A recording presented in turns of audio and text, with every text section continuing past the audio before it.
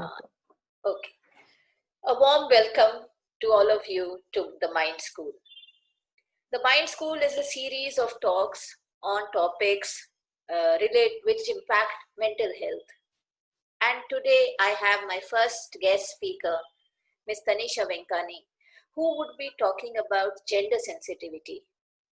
Gender sensitivity is a very important issue which is rarely discussed. Thank you so much, Tanisha. To introduce you, I have just few lines because you have such a brilliant experience, but I can introduce you only in few lines. So she is a master's student at Azim Premji University. She has previously worked in the domains of curriculum planning and teacher training. She is also a licensed career counselor, and she loves reading, writing, and she loves dogs and having chai, not coffee. Please mind it. She has interned with People's Archive of Rural India and has done a project with IIM Ahmedabad in 2019. She has been a thought provoking writer, and her articles have been published in The Bastion, Livewire, Education Brainiac, Youth Ki Awaaz, She the People TV, Women's Web, and much more. So, warm welcome to Tanisha.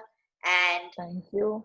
and I would like to ask you, what is the acuteness of the problem of gender bias in our country, that is India? So, there are two issues here from the question you asked. One is the problem of gender discrimination and the gender sensitivity part. The second is that problem being unique to India.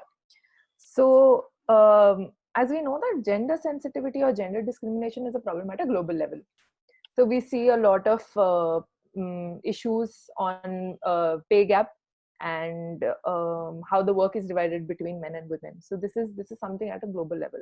But when it comes to India, the situation is different because of our culture, how we have seen women, how women have been working throughout. So that's how it's very different. It's been going on for a very long time from what I have read. Now, the recent book that I was reading, the title of it is Invisible Women. So it shows how in the world we've only had narratives which were male based. So for example, if you talk about any issue, when you say that a man has done this, it's considered as very generic.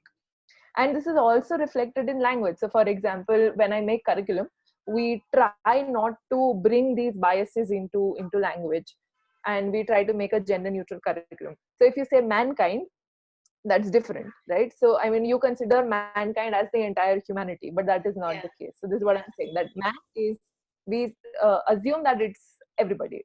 So Okay. what we do in curriculum is also that we make mankind into humankind, and words we change accordingly. So the Yes. problem has been there for long, and right now, what bothers us, at least me as an educator, is that we really don't know where these things impact us, because it's become a reality for us. Now we don't even realize that there is a bias that's going on. And there's a debate about gender equality and gender equity and what is happening. So it's almost, I would say it's almost hegemonic, that we don't even realize that there's a bias there. Yeah. Yeah. So can you say that we have accepted this biasness and the bias, and we are like, okay, we can't do anything about it, so it's fine. Let it be. So I don't think we've accepted it as it is. At least I haven't. We are Hmm. working towards it Hmm. day in and day out. But yeah, to an extent, I am also not aware of a lot of things that are happening around me, because no one has told you that. So the only way we know that something is wrong is when we observe things around us, or when we read books or any article that has something like this. Even if I give you an example, in education, in the curriculum also, it's the same thing. So you define gender roles from the very beginning. Even in school textbooks, if you see stories of families, the woman is generally cooking and the man goes out for work. So when we also frame stories, it's completely different. So in our stories, the woman goes out and is the breadwinner of the family, and the male is at home. So I mean, this is something, we call it a hidden curriculum. You're not showing, or you're not telling the child that this is what you're expected to do. But indirectly, if that's the only thing that you see around you, कि घर पे भी mummy खाना बना रही है, teacher भी यही बोलती है, और स्कूल टेक्स्ट बुक में भी हम फोटोज में यही देखते हैं, it becomes your reality to an extent that then you won't even question कि ऐसा क्यों होता है, you think कि ऐसे ही दुनिया चलती है. So yeah, I mean that is what it is. Yeah, so this brings me to the next question. As you say, we are not aware. We are not aware of about how great the problem is. So can you cite a few examples of where we can witness gender bias? Yeah, so as I said, one is curriculum. So there it's very clear what you're supposed to do, and it reinforces those gender roles for you. Recently I wrote an article on gender neutral parenting. So as young as toddlers, क्योंकि आप जिस तरह से आपका toy select करते हो, that also has some gender roles to play. So for example, girls play with Barbie dolls or kitchen set, and boys play with racing cars or things like that. Yes. So अब ऐसा है कि as parents, what toys you introduce to your kids, that is also bias. And this is an industry that's earning millions. Correct. So मतलब they are also taking advantage of this. So girls के लिए ऐसे ही toys बनते हैं. There's a different section for girls which is pink and has dolls, all feminine stuff. With boys it's something completely different.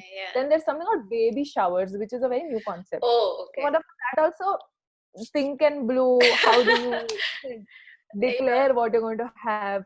So it starts very, very young.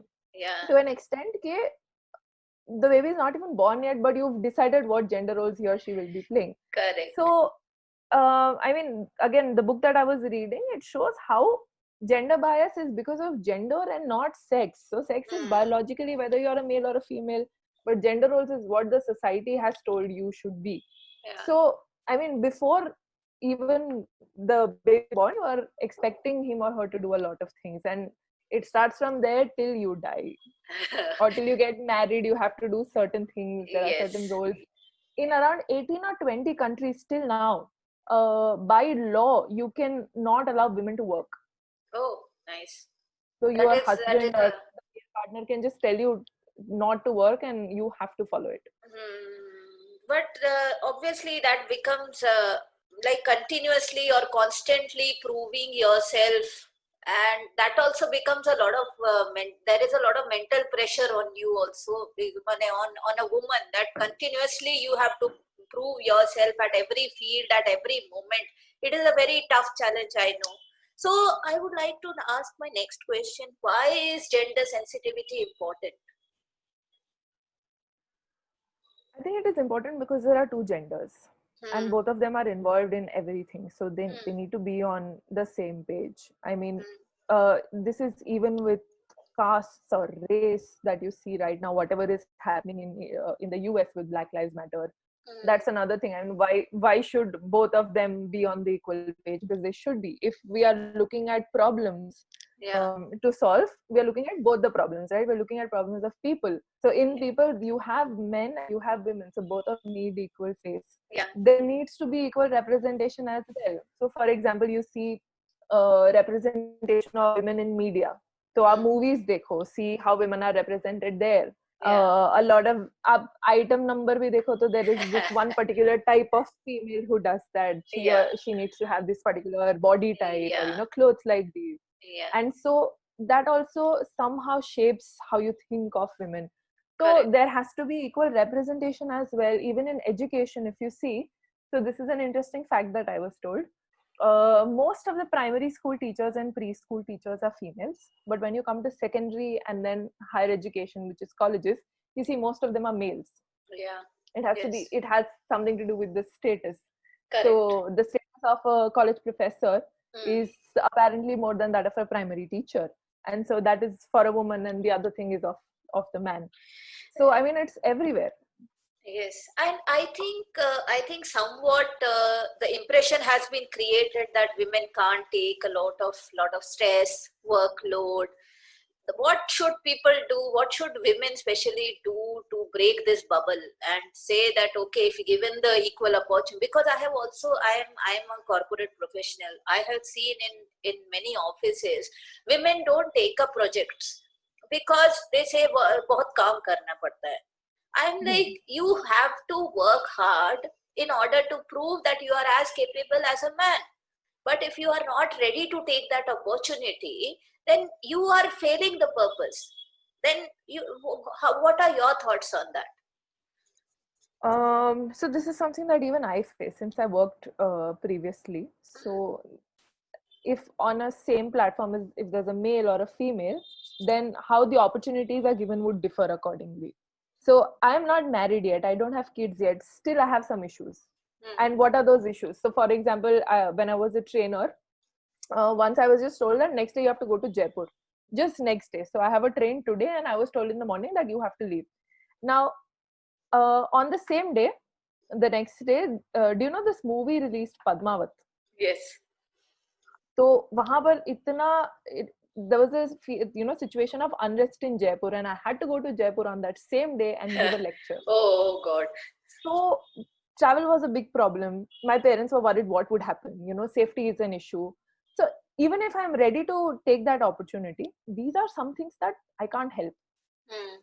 So in the same case, now what has happened is, if you are giving an opportunity to a woman in the workplace, but outside the workplace everything remains same, it's still discriminatory. So she has to do all of that, and on top of that she has to work extra hard for the society to prove that I can take this up, which is not easy. Now not every woman can do that because हमने वो thought डाल ही दिया है that you can't do it. So Correct. for her also it's like I can't do it. Even if she Hmm. wants to jump at that opportunity, she is in that self doubt कि मुझसे नहीं हो पाएगा. So I think that it's important that we look at all the factors of why it is not happening and then we give opportunities accordingly. That's something that I feel. Correct. And as you said that there are two genders, but we also talk about a third gender. So now already there is a lot of problem between women, equality for men and women. Now if we take the third gender into the scenario, it is what are the difficulties that they face? What are the difficulties that they face in the society right now? A lot. So right now, if two women want to get married, they can't, or two men want to get married, they cannot. This is further discriminatory because as a woman, अभी आपको कुछ challenges नहीं है. जैसे for housing, you don't have a problem. Correct. But if you as a landlady or a landlord know that there is somebody who is maybe a trans person, or someone who's gay, a gay couple is coming to you and asking for a flat, how okay are you giving out that space? ये कितना common हुआ है अभी तक? So the point is same, the ideology. So they have difficulty in earning livelihood, earning dignity as well, which is less of a problem for women. You get dignity, they can't. I have friends who are working with sex workers. So there are a lot of trans women that are there. Yes. Unka problem is completely different. So in this lockdown, they were having difficulty even to make ends meet. Like घर पे survive करने जैसा भी नहीं था. And nobody would give that because again, if their work is stopped, who else will give them, that dignity or the money? Correct. That is further discriminatory and painful for people of the other gender who don't. That's our problem. We can't go beyond boy and girl. Something, any person has to fit in these two categories only. Yeah, it is too. Yeah, and I feel we have failed to accept each other as a human being. First, Exactly. accept each other as a human being. Gender is आप कैसे दिखते हो. Gender, any form of discrimination comes later. But first, at least Yeah. give that much of respect that a human being deserves. I think that is something which will be a real shift in ideology, which will take a long time to come. So And this also affects your mental health a lot. yes. So as I said, if I am, so I was reading a research paper. It was on lesbian women in UK. Yeah, so there was this study that this one scholar had done, और उसमें she was relating how these women had not come out in front of the family also. So how their mental health affected, because in Islam it's already banned. And then how do you say that you have a sexual social identity, you have a religious social identity, both of them intersect? So अब ये दोनों में नहीं है, तो how do you cope up with yourself? How do you cope up with your mental health? So that's added pressure to people who belong to the other community. Correct. That's really a valid point that you have made. So I would also like to know, as in a country's development or in a country's growth, how important does the role of gender sensitivity play? Like, what is the importance of gender sensitivity in the government, in the country's growth as a whole?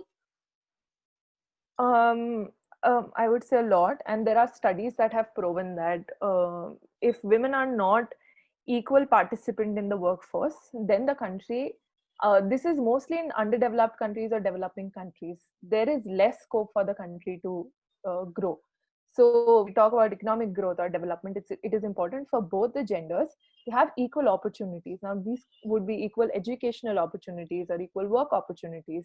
I will give you two examples, one for both. One is for educational opportunities. So in 2019, I was in Uttarakhand, and we were there to see how public education system functioned there. Now, when we went there and when we started talking to people, we realized कि दोनों genders को equal opportunity मिल रही है for formal schooling. Both of them went to schools and got education. But after a few days, again, we started talking and we got more interviews and we observed, and then we realized that the boy in the house would go to a private school and the girl would go to a government school. Because again, of the perception that government schools तो कैसी होगी, तो दोनों school जा रहे हैं.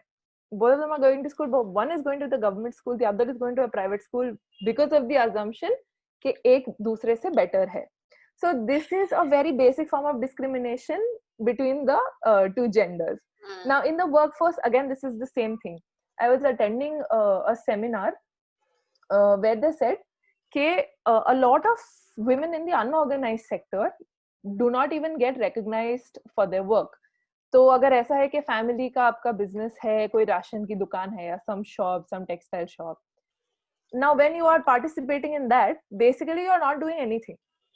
आप कोई काम नहीं कर रहे, you are not contributing into the economy, but then you are also working, so that goes unnoticed. तो ऐसा भी बहुत कुछ हो रहा है. So this is a two forms of discrimination that are there. मतलब काम कर रहे हैं लेकिन फिर भी नहीं गिना जा रहा है. So somehow if these things can be managed and women can get into it full time, equal to men, then the country's development is going to be better. And this is there especially in underdeveloped countries. If you look at it, women ka workforce mein participation is really less. In some countries it's less than 5 or 10%, which is scary. So if the women are not contributing to that, the development of the country, things will manifest that way as well. Do you also think, I would like to ask you about domestic violence. Do you also think domestic violence is on the rise? We have heard that during the lockdown, domestic violence has been on rise. Is it also the reason why, because women don't work, majority of the women are homemakers. So do you think that lack of financial independence is also a reason which is giving way to domestic violence? I think so, yeah. And the other point is that आपको घर से यही बताया जाता है. As I said, it's almost hegemonic. So if tomorrow I get married and my partner starts beating me and I don't have financial independence, when I go to my family, they're going to say the same thing कि होता रहता है, आपको manage करना है, you have to make some compromises, sacrifices, so I'll come back again, and then whatever happens, I will have to bear the brunt of it. So this is something that happens. Now, since I don't have my own independence, how do I even leave? Because again, if you leave your home, you're bringing a bad name to your family as well. Correct. लड़की वापस आ गई, so I can't even do that, and I don't have any independence, so I can't run away as well, so I have to be there. And this is something a lot of women have been facing. In fact, lockdown mein this has increased a lot. So there are a lot of helpline numbers that had come out, and so many calls were made during that, because both the partners were at home only. So what else can happen? At least if one is outside earning or both of them are not together the entire day, तो शायद ये कम भी हो सकता है. लेकिन अगर आप पूरा दिन ही उनके साथ हैं, तो it is most likely that the cases will rise, and it did. Hmm. which is very, very problematic again. But वही है कि there are so many problems attached to that problem as well. So if you want to look at solutions, we have to look at it from 360 degrees. Hmm. Next is, what is the difference between gender sensitization and gender sensitivity? I have seen people uh, use these terms alternatively, but obviously the difference is there between the two Yeah, terms. You cannot use these terms alternatively. So interchangeably. interchangeably. So how do you? What is the real difference between these two terms?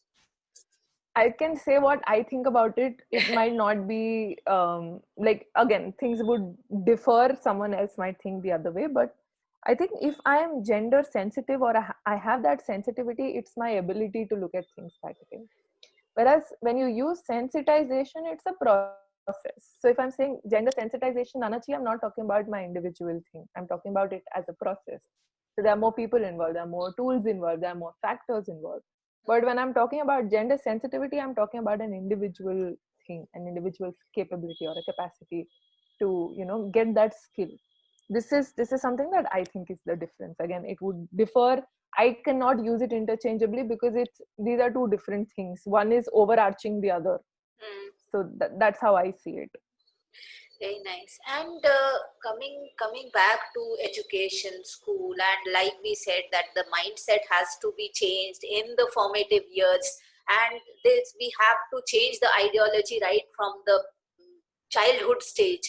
So, what is the role of parents? What should parents do in a? And do you see in the modern parents, because modern parents are our age only, हमारे age वाले ही हैं. So, do you see this gender bias in our age also? Like our age parents also. A lot of them, yeah. I mean, a lot of my friends are married, have kids, and I see um there's this one friend I have, जब भी उसके बेटे का birthday होता है, there's a blue cake that comes. Blue ही आता है. अरे So I mean, I'm sure वो deliberately नहीं कर रहे होंगे, हाँ, but then it's so internalized that it just happens. okay, So I see it even now, but यही है कि you might not know that you're doing all of this. okay, And there is still the feeling of pride when you have a baby boy than when you have a baby girl. That's still there, and I see it. It also depends. If I have a child, how I treat the child also depends on my upbringing, right? So correct, if I have taught certain things and nobody was there to change, or I didn't have the opportunity to change my outlook, the same is going further ahead. So I'm not really sure how. I mean, there are all kinds of parents I've seen. There are parents that I've seen who want to raise their children in a gender neutral way. yes, So there are names that you pick. I mean, for example, there's this very gender neutral name called River. You can't say what gender that is. So yeah, there are parents who are doing that as well. There are parents in Mumbai I know of who are raising their parents their children in a gender neutral way. So very that nice, I think is very interesting. Now, there are again both the things. Where are you located? The culture that you're surrounded with, your religion, everything has to do with how you're going to raise your child. So correct. yeah, I mean that there are all kinds of parents that are there. And since you have been into curriculum development and teacher training, so the role of teachers, like how do we spread gender sensitivity in schools? In the how the education sector should transform in this way? So what I'm doing right now, currently I'm working on a curriculum on gender sensitization in preschool. So I'm Okay. making a curriculum for a chain of schools, and we're basically focusing on parents and teachers, because in such a young age you can't teach kids what is gender sensitization, but how your teacher or your parent behaves with you, that really shapes your thoughts. So what we're doing is, firstly, the main problem that we're focusing on is the teacher's biases. Because if the teacher has a bias, it manifests in class. So अगर आपको लगता है कि लड़कियां travel नहीं करनी चाहिए, या they should get married at 25 or 26, the same is that teacher is going to teach the child, right? So if the child also sees that there are majority of women teachers around her or him, he or she is also going to think that teaching is a job for females. So, and in fact at home as well. So at home, if both the parents are working in the kitchen, or both the parents are going out to work and earning for the family, that child will be raised in a different way. So teachers play a very crucial role. What we're doing right now is we're building tools for the teachers and how they can make the gender sensitive classroom. So how they give toys to the kids. Mostly we have a lot of observation and reflection. So reflection is, the first part is the teacher needs to reflect whether he or she has any biases and write them down. So we're working on that. After that, you observe the students. So for example, if there's a small boy, you try to give him a Barbie and see what his reactions are. Nice. So if he's saying कि हाँ, you know, ठीक है मैं खेल लूंगा, so it's a good sign. But if नहीं नहीं mummy ने बोला ऐसा नहीं होगा, मैं तो नहीं खेलता, मेरी बहन ही खेलती है बार्बी से, then the next step is then how you talk to him or her and how do you create an environment. So for teachers, I think it starts from pre-primary at least, because since we're working, we realize कि बहुत छोटे से start होता है, because you pick up on things even though you're not told कि आपको यही करना है, because you see it in your environment, you pick up on these things. And the major drivers are parents and teachers. Correct. इन दोनों को खुद के biases पता होने चाहिए और ये पता होना चाहिए कि ये बच्चों तक ना जाए. तो even if we think कि लड़कियों को काम नहीं करना चाहिए, you can't tell your students that. Correct. Which is a problem, because again, in schools, at least in India, teaching is your last option. तो अगर कुछ नहीं मिल रहा है, लड़की teaching में जाती है, एक लड़का teaching में जाता है.